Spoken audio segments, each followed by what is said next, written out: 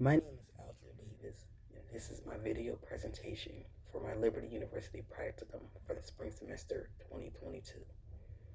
My project is titled Improving Positive Patient Identification Amongst Nurses and Other Providers at University Medical Center of Southern Nevada to Decrease the Occurrence of Medical Errors. I've been a medical technologist for the past 22 years. About 11 years ago, I became aware of the concept of patient safety after being introduced to the Lean Six Sigma process.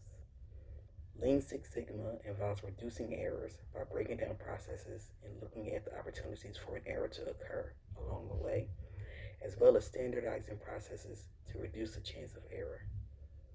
I started working at UMC in October of 2021, and in November 2021, the laboratory information system was changed from Cerner to Epic Beaker.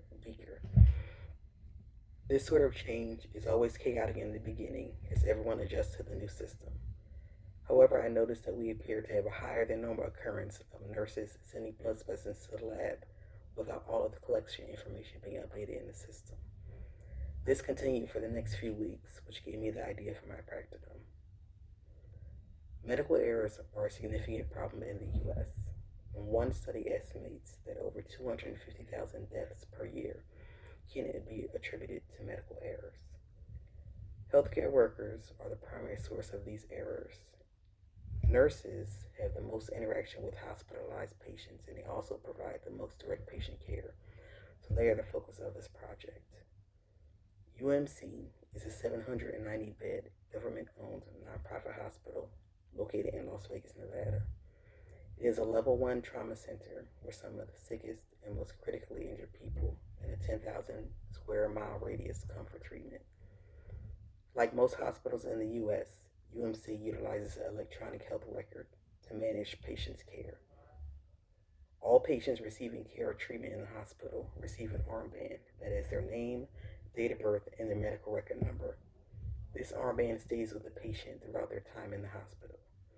The armband also has a barcode that can be scanned with a rover or other device connected to the hospital electronic health record. One of the main principles of patient safety is to make sure that the healthcare providers identify patients correctly. This is usually done by using at least two unique patient identifiers. Name and date of birth are the most commonly used identifiers.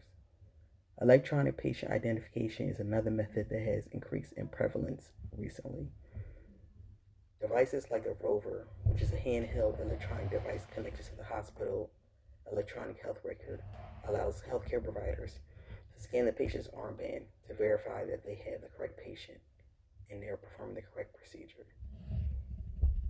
The focus of this practicum was to assess the current method of patient identification used by nurses and laboratory staff, to determine the percentage of nurses who use the rover when they collect blood, identify which units of the hospital have the lowest rates of rover use, survey nurses to determine why they don't use the rover, increase the percentage of nurses who use the rover when collecting blood, and collaborate with nursing leadership to create an education campaign designed to increase the percentage of nurses who use the rover and positive patient identification when collecting blood.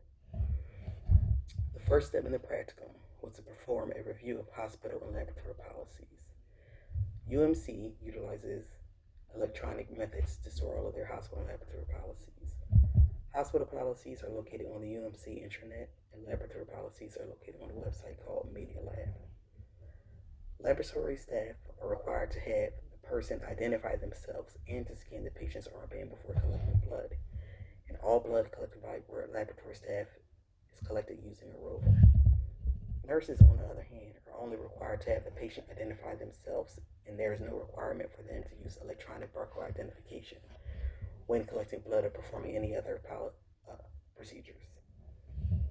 The next step in my process was to use the hospital electronic health record system, which is called EPIC, to determine how many blood collections were performed from March 6, 2020 to April 2nd, 2022. March 6, 2022 to April 2nd, 2022. I created an Excel spreadsheet to document all of this data, and there were thousands of tests in EPIC performed during this time period. A nurse can collect more than one test at a time, so I focused on one specific test, the hemogram, prevent any duplicates. To determine the method of blood collection, I examined 1,100 hemograms in EPIC and documented the method of blood collection, which was either rover or non-rover, the unit the blood was collected on, the time from creation to receipt in lab, the time from collection to receipt in lab, and the difference in creation to collection time. Creation time is the time when the nurses indicate in EPIC that they are printing the label to collect the specimen. Collection time is when the nurses actually update in EPIC that they've collected the blood. And the difference in the two times was something that I was interested in. This process was very slow and required the majority of the time during my practicum. I also went to several different units to ask the nurses 3 questions. 1, do you use a rover device when you collect blood from patients? 2, if not, what method do you use when collecting blood from patients? And 3, why don't you use a rover when collecting blood from patients? Responses to the first question varied from unit to unit, with at least one nurse from every unit saying that they did actually use a rover to collect blood. The nurses also informed me that when they don't use the rover to collect blood, they use something called a WOW, or a workstation on wheels, or they print the labels from the EPIC at the desktop when collecting blood. A WOW is a mobile EPIC station that has a barcode scanner, and the WOW can be moved from to a patient's bedside, and it also has a barcode scanner, so technically it meets the qualifications for electronic barcode identification. Printing labels from EPIC doesn't require you to be at the patient's bedside, and it can be done from any computer in the hospital at the nurse's station. The nurses simply access the patient's chart and you print labels from there. The most common reasons nurses gave for not using the rover when collecting blood, was the rover is hard to use. It's hard to use the keypad on the rover. The print on the rover is very hard to read. Sometimes there's no rover available for them to use, or they only use it for patients who are actually in isolation. One nurse also even told me that she was instructed by her supervisor not to use a rover to draw blood. They also told me it was easier to use a WOW or EPIC computer because the nurses are in the patient's chart for other things other than to draw blood. They are in there while they're providing patient care. So it's easier just to print the labels while you're in there. And also, the nurses said that sometimes the rover malfunctions and you aren't actually able to see the patient's orders. After I collected all the data for the study and entered everything into the Excel spreadsheet, I determined the percentage of blood collected by nurses during the 4-week period I was studying, which the nurses collected 47.5% of all of the blood that was collected in the hospital. The percentage of nurses who use a rover when collecting blood was 8%.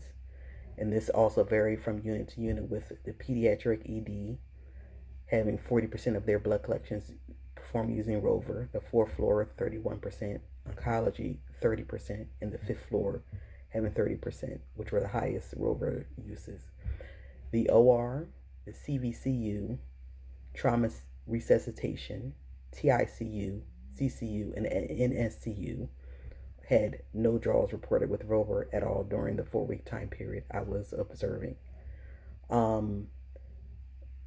Once I analyzed the data, there was no difference in the mean creation to receipt time, collection to receipt time, or a difference in the creation to collection time between people who use a rover and people who didn't use a rover. There was, however, a difference in all 3 amongst the units. Another thing I noticed was that there was often extended differences in the creation to collection time. For instance, some nurses would print the label to draw the blood and not draw the blood for several hours. There were instances where it was up to 5 or 6 hours later that the nurses actually would enter into EPIC that they collected the blood. There were 87 instances of a creation to collection time, a difference in creation to collection time exceeding 60 minutes with people who use a rover, and there were 8 instances of the creation to collection time exceeding 60 minutes with the rover. There were also 26 instances of one nurse printing the label and another nurse actually indicating in Epic that she collected blood. There were 13 instances of a nurse printing more than a label for more than one patient at the same time, which can only be done from a desktop. So, although I was not able to justify Rover usage based on any sort of time save, there's clearly an issue with nurses printing the label and not collecting the blood right away. It's a patient safety issue to have those labels out there for extended periods of time without actually the blood being collected. So some of the recommendations I had was to have hospital administration promote the usage of electronic barcode identification through either the Rover or the WOW, to update hospital policy to require nurses to print barcode patient labels not more than 15 minutes before they're actually expecting to collect the blood from the patient, to discourage nurses from printing patient barcode labels from the desktop and printing more than one patient's label at a time, to provide working label printers in the ICU patient rooms, which are actually equipped with Epic workstations in the room at the patient's bedside, but they don't have a printer to print labels, and to provide flyers throughout the patient care areas educating patients about positive patient identification requirements, so that if a nurse is not doing positive patient identification, the patient is able to request that they do so. One of the things I am taking away from this project is that my perspective as a laboratorian is kind of narrow, and I didn't take into account the other things occurring in the hospital. And so the where I started at the project is not where I expected to end up, and I think that is a consequence of me not having a fuller picture of what was going on as far as the nurses side. But that concludes my presentation.